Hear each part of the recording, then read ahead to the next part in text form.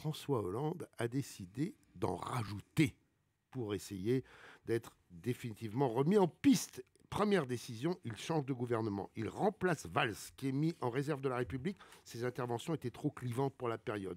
Et c'est Louis Gallois, l'ancien président de la SNCF, le père du pacte de compétitivité apprécié des patrons et de la CGT, qu'il remplace. Sophie Marceau prend le fauteuil de Fleur Pellerin au ministère de la Culture. Modiano s'en réjouit. Jean-Louis Borloo devient numéro 2 ministre d'État des Affaires étrangères et de la coopération, avec pour priorité la mise en œuvre de son programme d'électrification de l'Afrique.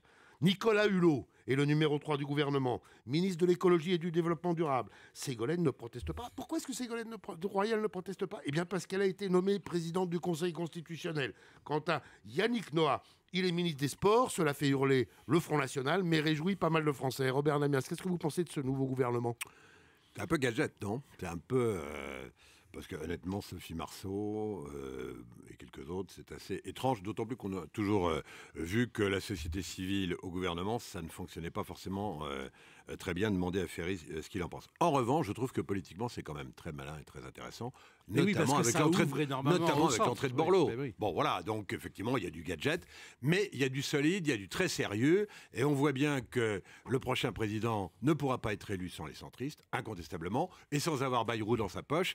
Et dans ces conditions, c'est vrai que c'est une opération, encore une fois, qui est un peu contestable, mais qui sera sans doute efficace politiquement. Donc Robert Namias est critique et laudateur. Est-ce que Gérard Carreau va arriver à être critique et laudateur aussi ? Écoutez, pour moi, c'est le gouvernement de la pure com et de la pure pipolisation de la politique. Au moins parce que Valls s'écartait. Valls, au moins, on pouvait en penser ce qu'on veut, mais il avait une ligne politique. Il était... Gallois aussi. Oui, non, alors Gallois, moi je le connais bien parce qu'on partage en commun, on se retrouve pour acheter des livres anciens. C'est un bibliophile. Il aurait mieux fait de rester dans sa bibliothèque. Vous allez voir, en politique, il va se faire... quand vous allez rencontrer la dimanche. prochaine fois qu'on achètera des livres anciens, oui. Mais il va se faire laminer dans ce monde politique, comme avant de lui ceux qui sont entrés en politique venant de la société un peu civile. Quant à alors Sophie Marceau, moi je me marre. Alors seul Borloo, et là peut-être on est d'accord, seul Borloo mérite le détour. Borloo, c'est un homme estimable, et d'ailleurs, quand ça va mal, on va chercher Borloo.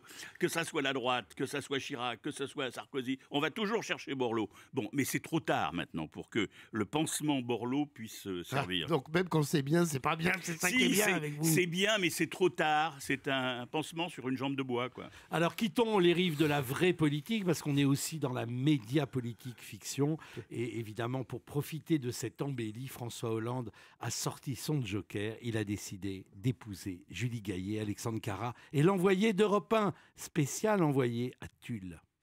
Oui, Olivier Michel, et ici à Tulle, vous serez surpris d'apprendre que c'est un grand soleil qui attendait les mariés qui ont quitté le perron de la mairie de Tulle il y a quelques minutes et pas un nuage dans le ciel. Une cérémonie festive et dans la bonne humeur à l'image des derniers sondages du président de la République. Au premier rang, bien sûr, les deux témoins, Jacques Chirac qui est apparu un peu plus à langue d'ordinaire et Ségolène Royal qui avait prévu de prononcer un discours mais qui, à la demande de Julie Gaillet, a préféré attendre le vin d'honneur.